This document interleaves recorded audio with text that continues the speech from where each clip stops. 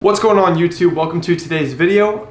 In this video we're going to be talking about a big channel upgrade and kind of a transition that I'm very excited to talk to you guys about. It just came in today. That's right here. We're also going to be talking about a little bit of restructuring my business and as kind of in regards to YouTube and how that's going to change things, because I think it's good for you guys to see what's going on the back end. And if you are trying to build your own business, be that fitness, YouTube, whatever, I think it's good to give you guys a little bit of insight there. Because it was a big change that I feel is going to help my business grow and also Aman's business grow in the long term. Then also I want to kind of officially start off this prep. Even though I have been prepping, it's been like a 30-week plus prep. I don't really consider it like really starting until like we got under 210. Now the digging is going to be happening, and also we are 12 weeks out from the main show. And most people start their preps like 12 weeks out or so. So this is just a long one because we're getting it done. I've been very excited for this prep, especially this competitive natural bodybuilding contest, because I've been training 10 years and now I get to really see like where I kind of stack up against some other great natural bodybuilders that have been training a long time as well. So very excited for that. So first we're going to start this video off in saying we're 12 weeks out. I'm filming this a couple days before this is going live to you, but it is Saturday. So 12 weeks from this Saturday, I will be stepping on stage in this contest. Is going to be in New York. I want to say New York City, but I think it's like East Island or something. Getting the place wrong, but I know what state it's in. I'm going to be stepping on stage, and that's going to be the main competition. It's going to be the World Championship for the WMBF. That's the pro organization. I'm going to probably be competing in amateur, which is IMBF, so kind of amateur worlds in New York. It's going to be November 17th. So that's the main thing we're prepping for. This whole goal has that end date. This whole prep, that's been like that end date goal to look my best for that one. So we are 84 days out. It's going to be 12 weeks from now. Right now, I'm actually hosting my very first retreat for my second level LFR clients. So that's why this was shot ahead of time. But we're going to show you guys a little behind the scenes of that as well. Again, for any fitness coaches coming up, I think that's going to be good too. And that's, again, me stepping out of my comfort zone. So that's coming up. So my contest schedule, so 12 weeks out, of course. When you get lean as a natural bodybuilder, because you're kind of the opportunity cost, so of course while you're cutting, you could be bulking. So that's kind of that opportunity cost. So when you're going into like really low levels of body fat, your training suffers, your recovery really suffers, your testosterone levels honestly are really going to suffer. So when you get this like level of leanness, sub 6%, sub 5%, if you're able to get that done, you probably want to stack together a good contest season to really kind of experience other federations, really try to like experiment with your peak weeks, and really just bring that best package to the stage. So what we're going to be doing is we have 4 shows in this competition season, and also another reason you don't do this is as a natural, because it probably takes like 6 months or so for your testosterone to get back up. You want to do those 4 shows because you probably won't compete the following year unless you don't want to make too many gains, because your testosterone takes 6 months or so to come back up. Then you're only really training optimally for like 6 months before you prep again. If you're doing, I guess, a really long prep like I was, 6 months to get your blood right, and then 6 months you're already prepping, so you're not going to look that much different. So probably you want to do these seasons every 2 to 5 years to really make a change. That's probably what I'm going to be doing. So the first show that we have is the WMBF or IMBF Battle of the Bay. WMBF and IMBF, as far as I've seen, and especially with people that I look up to, they say it's probably the most competitive natural organization. It's also pretty strict with their drug testing, their polygraphs and stuff like that. They'll do urine analysis, and then also I think they do out of contest, off-season testing. So that's probably, if you are a natural competitor, they do a good job as far as I've been told in terms of testing their athletes.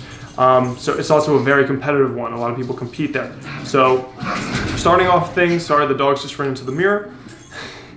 So we're starting off with the Battle of the Bay. That's going to be in California. That's going to be in Fremont. Fremont's the place. So Fremont, California, that's going to be October 12th. So that puts me at about this day this is coming out, so 8 weeks out from there. So we'll see if I'm like truly lean enough for bodybuilding at that point. I think we got a good chance. But also if I do well enough there, I believe if there's enough competitors and I win the overall. So in bodybuilding, you have your weight classes. If you win your weight class, you go for the overall with the other weight class winners. The winner of that overall, you pretty much win the show. And if there are enough competitors, you'll get your pro card. So that would mean at my last show, WMBF Worlds, I'd be competing against the pros. Some of the pros are just redonkulous, so I mean, it'd be cool, but I'll probably get whooped. The second show that I do have planned, I had to make an adjustment if I did have a previous video announcing my shows. Previous, I was going to do a North Carolina show and another federation, but looking at the results from that federation, there weren't too many competitors. Like in a whole show, there was like maybe 3 or 4 bodybuilders. I want to be where the people are, as the Little Mermaid once said. So I've changed that, and also I need to do a qualifying show before another show. So to kind of break that down, I'm doing the Battle of the Bay, INBF. I have to do like a top 5 finish or something to compete at Worlds even as an amateur. So my first and last shows, those kind of have to be done in like succession. So my second show is going to be the Tampa Natural, so in Tampa, and that is going to be with the OCB. Because I also want to do their Urine Cup, which is their kind of Super Bowl, like Worlds is WNBF Worlds. So they're 2 Super Bowls. So OCB, so October 19th, going to be competing there. That's OCB, and then also if I place well enough, I think like top 5 or something, then I'll be able to compete at the Urine, which is going to be, that should be written here, the following weekend. So I'm doing my qualifying show a week before the OCB Urine Cup. So again, if I do well enough at that first show and there's enough people, the first OCB show, then I'll be able to compete with the professionals. If not, then I'll be competing as an amateur, but it'd be like the Amateur World Championship for the OCB. So that would be really cool for me as well. And also, again, I want to do the big shows because I want to be around the people that are really good in the sport, the professionals, at the highest level of competition. And if I'm only doing this every like 2 to 5 years, I want to really test myself and see how I stack up.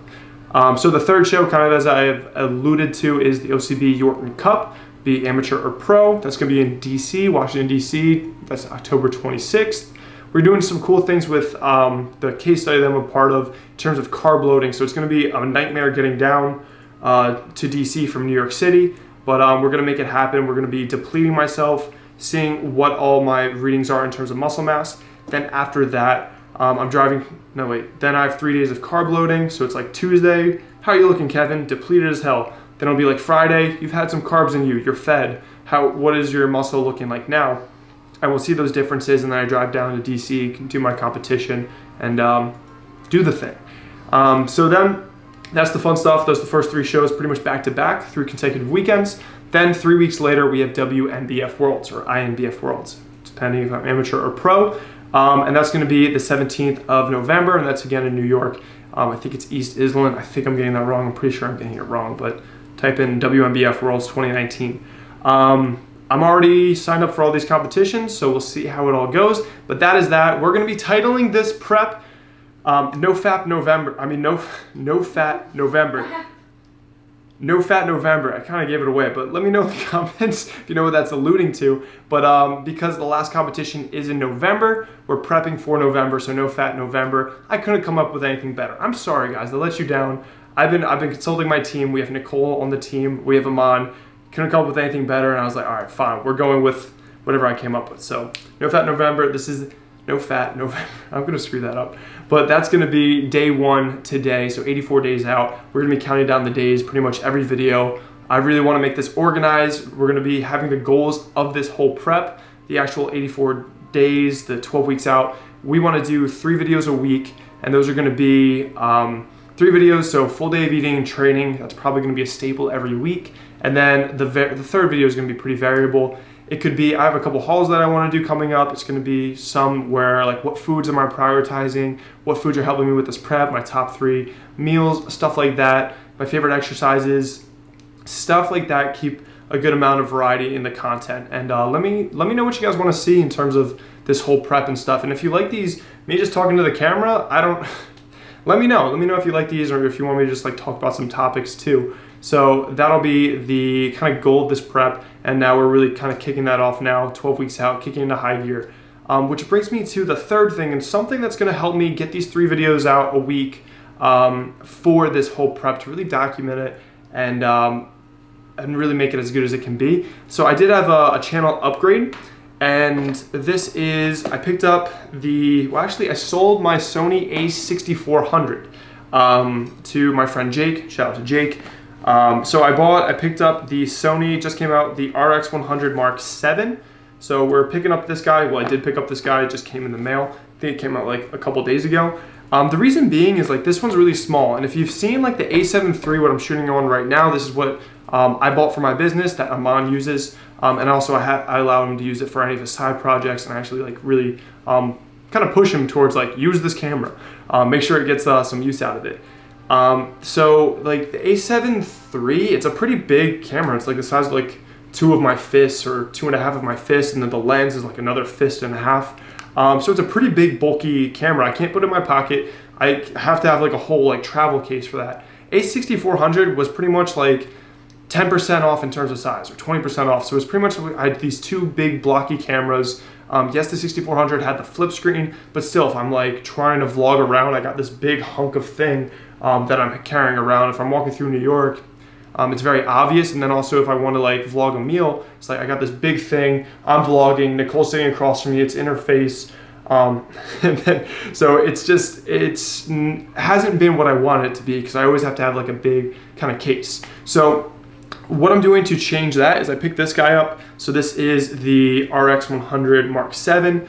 The benefits of like the 7 versus the previous models is there's a mic jack, so I got like a really small little mic, goes on whichever side the mic jack is on. So that'll be a little add-on in terms of size. I'm not gonna have a full-on Rode mic, but I picked up this little guy, so at least like if I'm going around vlogging, it's very easy. This literally fits in my pocket. I don't know if you can see my pocket, but boom, concealed.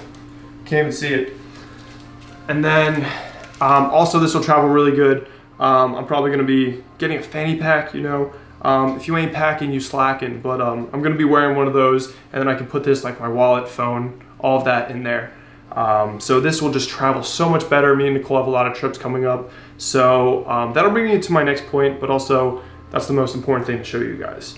It does have a flip screen, so even me filming stuff in my office, today I have the A7 III. I love the quality of this thing, honestly I do. Also the lens we have is pretty cool, but I think that this will also give some pretty good quality, and I can take it around, do these kinds of videos and whatever, especially if Aman is using this camera. So that is why I picked this up. And also some of the things that I want to talk about in terms of my business and kind of restructuring it, kind of the way that me and Aman work together. And this was good for the growth of both of us. So before, what we would do, and I was kind of talking about this and why my 6400 wasn't getting much use, is because it was really big, blocky to take around. I would have to have the mic on it. And it's not easy to pull out my pocket and like just start vlogging. I don't know, maybe it's just a mental thing too. So, and also I wanted the good quality content with Aman shooting this from behind the camera. I thought we could put together some better content. So when we're in the gym, I love those videos. I think they come out great. Aman's able to get angles, and we're really productive for like our 3 hours working together. We get a video shot, then he can go take 2-3 hours to edit it. Boom, we have a video up. What I was doing in terms of the payment side is paying per video. But some videos will take 6 hours, some will take a different amount of hours. So, and the big thing I want to talk about is a full day of eating or a day in the life. Because I want to take you guys along for like a day in the life, or like what I do during the day, or what I'm eating. The thing with those videos is Aman would be hanging out with me the whole day, so he's kind of stuck with me the whole day. We get up at 4, I have breakfast, he usually films that. We go train, sometimes he'll train with me. And then after that, it's I'm eating every maybe 2 to 5 hours, like spaced out between. And every time he like picks up his camera for like maybe a minute or 2. So there's a lot of dead space during that day. So if he's stuck like with me, he can't really do what he wants to do with that day. Because he has to be here and shooting for like 12 hours, but again, like only every few hours, a couple minutes. So what this is gonna do by me having this, full days of eating, I'm gonna be able to shoot on my own, because this thing is really easy to bring around. Just pop it open, hey, we're at Chipotle, this is what I'm having. I got this because my carbs are at like 160 grams, so no tortillas for me. So I have this to bring around anywhere, especially when I'm traveling. This will be easy, again, like a fanny pack, or even just, I can like pretty much carry it really easily. So if me and Nicole do like a New York trip, we did have a New York trip recently. I brought the 6400, but it just didn't make sense walking around, having like a side like satchel on, and then I couldn't even fit my other stuff in there. So bringing this guy around will help with that. So full days of eating, day in the life, I can shoot that. And now me and Aman are just gonna work on those videos with a Google Drive. he'll just be editing those separately. So I can pay him per hour of editing.